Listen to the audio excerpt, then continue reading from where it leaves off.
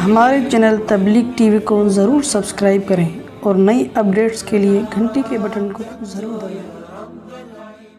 سورہ اعراف میں ایک دلچسپ واقعہ اللہ نے اہل جنت اور اہل جہنم کا آپس میں کلام ذکر کیا ہے۔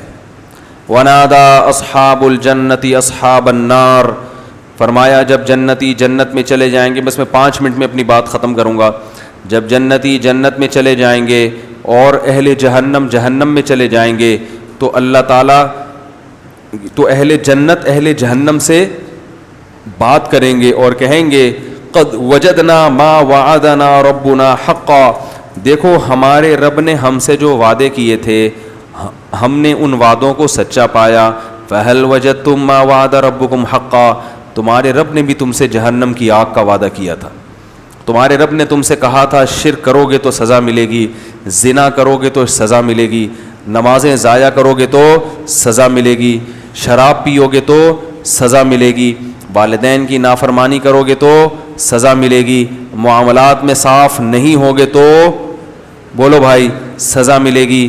تو کیا تم سے جو تمہارے رب نے وعدہ کیا تھا وہ وعدہ تم نے سچا پایا؟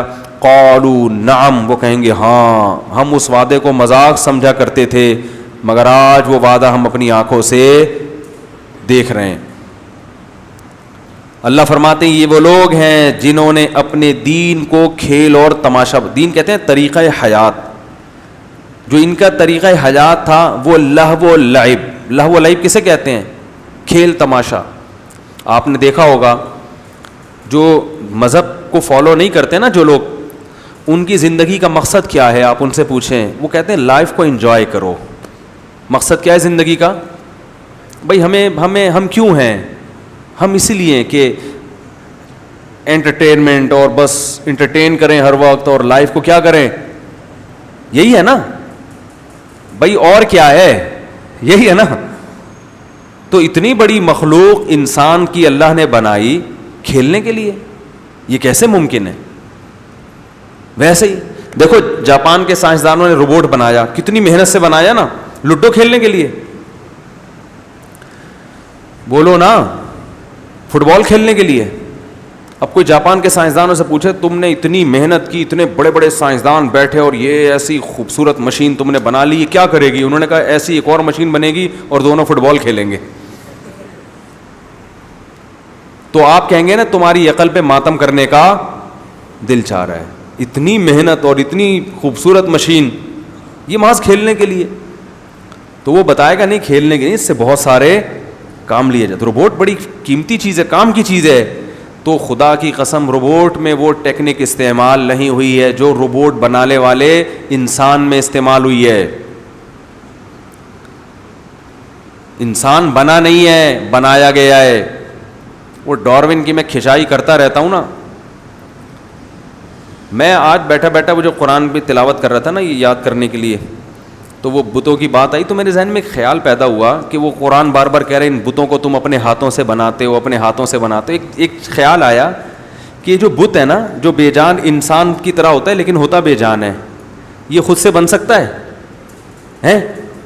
اس کے بارے میں کوئی سائنسدان کیوں پیدا نہیں ہوا کہ جس نے یہ کہا ہو کہ کروڑوں اربوں سال گزرے اور ایک مٹی کا پتلا وجود میں آ گیا؟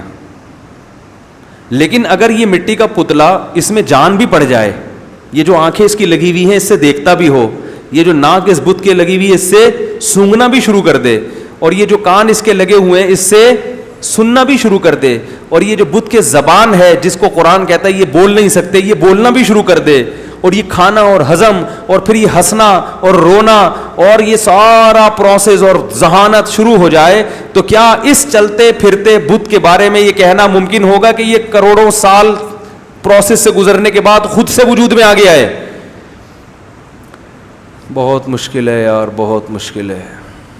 یہ ہماری جو لمس یونیورسٹی ہے نا اس میں یہی پڑھایا جا رہا ہے کہ انسان، اور یہ سارے پڑھ پڑھ کے کیا ہو رہے ہیں؟ کافر ہو رہے ہیں، اپنے بنانے والے کا انکار۔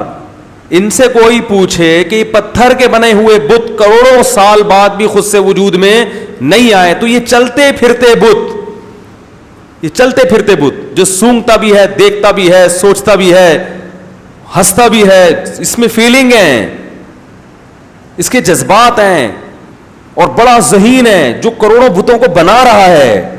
یہ بت اتفاق سے وجود میں آ گیا, بندر سے ترقی کرتے کرتے ایسا اتفاق سے ہو کے آ گیا. خدا کی قسم دنیا میں اس سے بڑی حماقت اور پاگل پنے کی بات آج تک کسی نے نہیں کی ہوگی. اب سوال پیدا ہوتا ہے اتنے بڑے بڑے ذہین سائنسدان ایسی حماقت کی بات کر کیسے دیتے ہیں؟ اس کا قرآن جواب دیتا ہے کہ آخرت پر ایمان نہیں ہے. ان کو پتہ نہیں ہوتا کتنی کڑوی بات اپنی زبان سے نکال رہے ہیں, جس کی سزا ان کو ملے گی اور جس کا ان کو قیامت کے دن جواب دینا پڑے گا.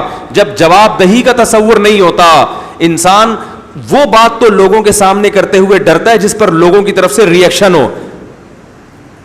اس میں تو 100 دفعہ سوچ کے کوئی نظریہ اور تھیوری پیش کرے گا انسان. لیکن خدا کا چونکہ خوف نہیں ہے, آخرت پر ایمان نہیں ہے, تو خدا کے بارے میں جو چاہے کہہ دو. تو اللہ تعالیٰ فرماتے ہیں کہ یہ کافر جہنم کی آگ میں جلیں گے. تو اہل جنت کہیں گے کہ ہم سے ہمارے رب نے جو وعدہ کیا تھا ہم نے پورا پایا, کیا تم سے جو وعدہ کیا گیا تھا وہ پورا ہوا؟ وہ کہیں گے نام, ہاں ہاں ہاں, ہم نے بھی اپنی آنکھوں سے یہ عذاب دیکھ لیا ہے. اور اللہ فرمائیں گے یہ وہ لوگ تھے جنہوں نے اپنی زندگی کے مقصد کو کھیل اور تماشا, جیسے روبوٹ محض فٹ بال کھیلنے کے لیے نہیں ہوتا, ایسے ہی خالق کائنات نے اتنی خوبصورت مخلوق محض انٹرٹینمنٹ کے لیے پیدا نہیں کی.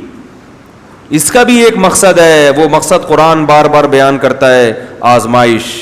کون میرا شکر گزار بنتا ہے, بن دیکھے ایمان لاتا ہے, اور کون میری نافرمانی کرتا ہے. اور دنیا میں جو آزمائش ایسی ہو کہ اس امتحان کے بعد رزلٹ ہی نہ نکلتا ہو, اس سے بیکار امتحان دنیا میں کوئی, وہ امتحان لینے والا پاگل ہوتا ہے. تو اللہ نے اگر ہمیں آزمائش کے لیے پیدا کیا تو ہم دیکھتے ہیں اس دنیا میں نتیجہ بولو بھائی نہیں نکلتا. یہاں تو ظالم ترقی کرتا ہے اور مظلوم پستا چلا جاتا ہے. جو قتل کرنے والا وہ بازاروں میں گھوم رہا ہوتا ہے, اور جو بے گناہ ہوتے ہیں ان پہ قتل کا کیس بن کے وہ اندر. سچے لوگوں پہ تہمتیں لگتی ہیں, وہ مجرم نہ ہونے کے باوجود بدنام ہو جاتے ہیں, اور جو اصل مجرم ہوتے ہیں ان پہ وہ متقی اور پرہیزگاری کے روپ میں گھوم رہے ہوتے ہیں. یہ تو بڑا 2 نمبری ہے اس دنیا میں. صاف پتہ چلتا ہے کہ وہ امتحان کا رزلٹ اس دنیا میں اناؤنس نہیں ہوتا, اس کے لیے اللہ نے الگ جہان رکھا ہے, الگ جہان رکھا ہے. تو جو بھی اس بات کو نہیں مانتے وہ اپنی دنیا کے مقصد کو صرف کھیل اور تماشا بناتے ہیں. تو قرآن کہتا ہے یہ جب جہنم کی آگ میں جلیں گے تو ان سے کہا جائے گا الذین اتخذوا دینہم لہوا ولعبا, یہ وہ لوگ ہیں جنہوں نے اپنے دین کو کھیل اور تماشا بنا لیا تھا. اور اس میں وہ لوگ بھی داخل ہیں جو مذہب کو فالو کرتے ہیں مگر انہوں نے اپنے مذہب کو جس کو اسلام کہا جاتا ہے برحق مذہب, اس اسلام کو کھیل اور تماشا بنا لیا, وہ لوگ بھی اس میں داخل ہیں.